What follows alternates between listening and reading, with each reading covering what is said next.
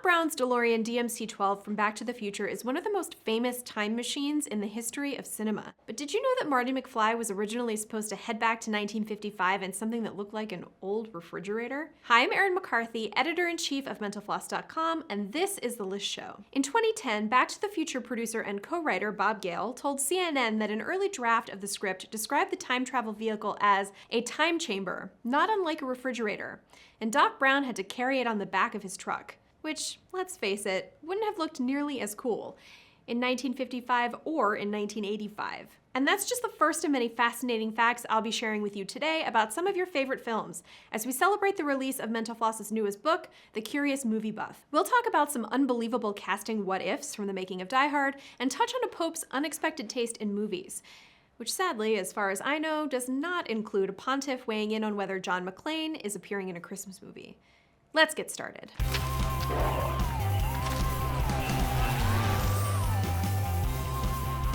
Back to the Future isn't the only 80s sci-fi comedy that experienced a time machine switcheroo. In the original script for Bill and Ted's Excellent Adventure, the eponymous dudes played by Alex Winter and Keanu Reeves were originally supposed to travel back in time to meet historical figures via a 1969 Chevy van. Director Stephen Herrick suggested they change it to a phone booth to avoid comparisons with a certain DeLorean. Of course, a phone booth opens up even more obvious comparisons to the TARDIS from Doctor Who. But as Bill and Ted co-writer Chris Matheson admitted, all of us were so clueless and knew nothing about Doctor Who. Speaking of Keanu Reeves, much of his character's story from Gus Van Sant's 1991 indie hit My Own Private Idaho was based on William Shakespeare's version of Henry IV, complete with the occasional Keanu line that sounds like something the bard himself might have written. For a much more direct adaptation of Shakespeare, one need look no further than Baz Luhrmann's 1996 adaptation of Romeo and Juliet, which starred Leonardo DiCaprio and Claire Danes as the famously star-crossed lovers. Luhrmann told Screen Slam that he wanted to prove that Shakespeare wasn't for snobs, and to smash what I call Club Shakespeare. Baz Luhrmann also seems like the kind of guy who would open up an actual nightclub called Club Shakespeare, but that's neither here nor there. The filmmaker was especially committed to his democratizing goal because he was intimidated by Shakespeare as a kid and didn't really connect with the legendary playwright's work until he saw a psychedelic performance of Twelfth Night, an experience he hoped to recreate in his own way for the film's viewers.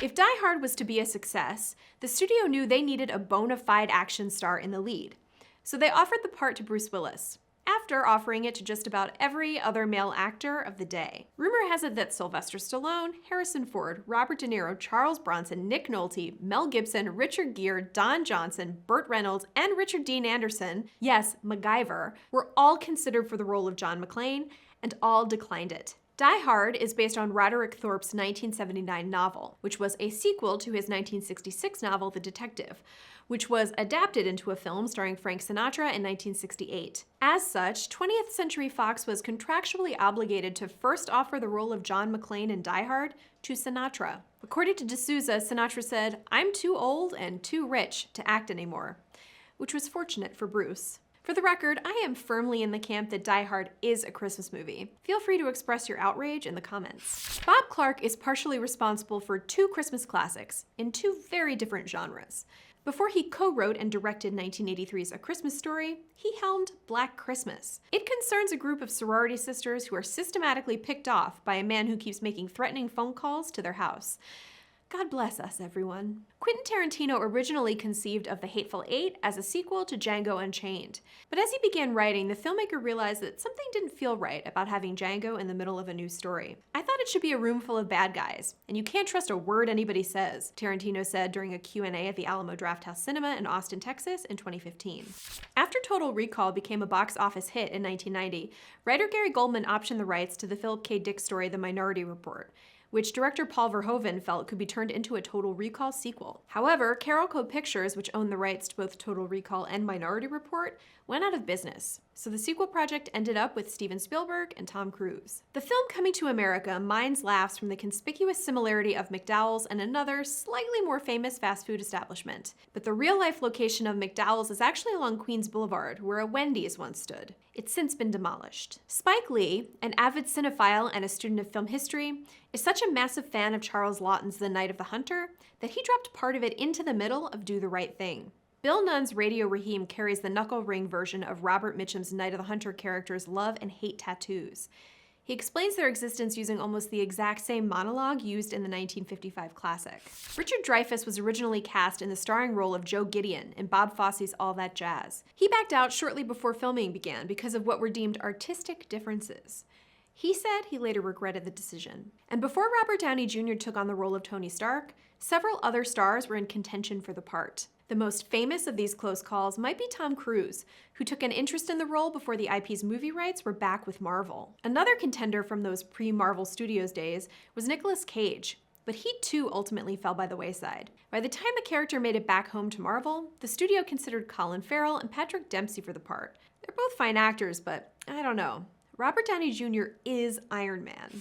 Many religious organizations disapproved of Tim Rice and Andrew Lloyd Webber's Jesus Christ Superstar, a hippie-ish rock opera about the days leading up to Jesus' crucifixion. But Pope Paul VI, for one, supposedly enjoyed it. After a private screening, as Ted Neely, who played Jesus, remembered it, the Pope called it a beautiful movie that would help promote Christianity. Sergio Leone turned down the chance to direct The Godfather to focus on his own crime saga, Once Upon a Time in America. Speaking of The Godfather, the infamous horse head that makes an appearance in the film wasn't a convincing model. The production got a real horse's head from a local dog food company. In The Godfather Part 2, Robert De Niro's Vito Corleone speaks almost exclusively in a Sicilian dialect. He actually only spoke 8 words of English in the whole movie. Ryan Gosling's unnamed character in Drive is even more taciturn. Despite being the star of the film, he speaks just 116 lines total. Gosling had just made and promoted the dialogue-heavy Blue Valentine and said he was tired of talking. When Ash storms a work shed to arm himself for a showdown with the Deadites in The Evil Dead, keen-eyed horror fans can spot Freddy Krueger's razor glove hanging on the wall. Its appearance was part of a long-standing tradition between director Sam Raimi and A Nightmare on Elm Street's Wes Craven. The two regularly referenced one another's work in shots. Craven based A Nightmare on Elm Street on a series of newspaper articles from the Los Angeles Times about a strange phenomenon where young Asian refugees mysteriously died in their sleep. It was reported that many refused to sleep, citing terrifying nightmares that they feared would lead to death. Heather Langenkamp is best known for playing Nancy in the Elm Street series, but she also played a part in Drew Goddard's Cabin in the Woods. Behind the scenes, that is. Langenkamp and her husband David Leroy Anderson do prosthetic makeup, monster costumes, and makeup effects through their company AFX Studio. The one-time Scream Queen is listed in the 2012 film's credits as Heather L. Anderson. You might not expect Mel Brooks to have contributed a famous line to the body horror canon, but he did. David Cronenberg, director of The Fly, revealed in a commentary track that the movie's iconic line, "Be afraid, be very afraid," originated with Brooks, while discussing how characters should react to the early stages of Seth Brundle's transformation. The quote became one of the film's taglines. Writer-director Amy Heckerling crafted a different type of iconic dialogue when she had Clueless's Cher Horowitz say, "Ugh, as if," to a would-be suitor. And Alicia Silverstone can thank Aerosmith for her role in the film. Heckerling's casting director first pitched Silverstone for Cher based on her performance in The Crush. But Heckerling wanted that fascinating blonde girl from the music video for Aerosmith's Cryin'. Luckily for Silverstone, she was one and the same.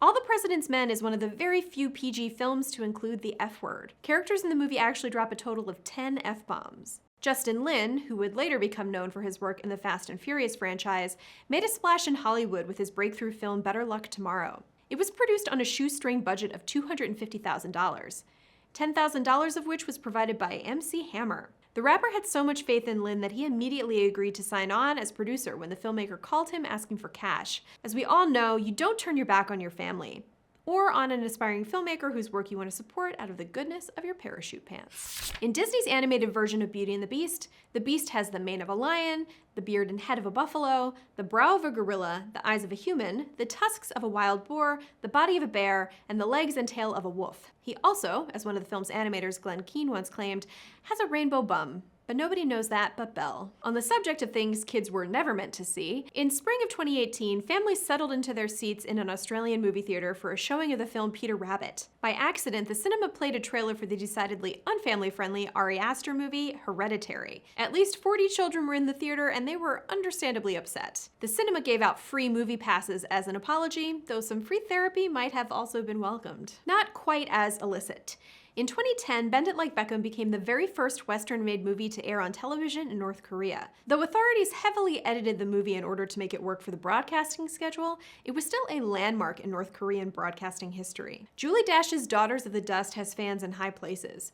even higher, arguably, than the supreme leader of a country. Beyoncé referenced the 1991 film in her hour-long visual album, Lemonade. That nod helped lead to a 25th anniversary re-release of Daughters of the Dust in theaters. What's your favorite movie of all time? Drop a recommendation in the comments below, and if you love movie history, check out Mental Floss's book chock full of fun facts and interesting info. There's a link in the description below if you're interested. We'll see you next time. There's not a single Titanic fact in that script. There was, and You cut it?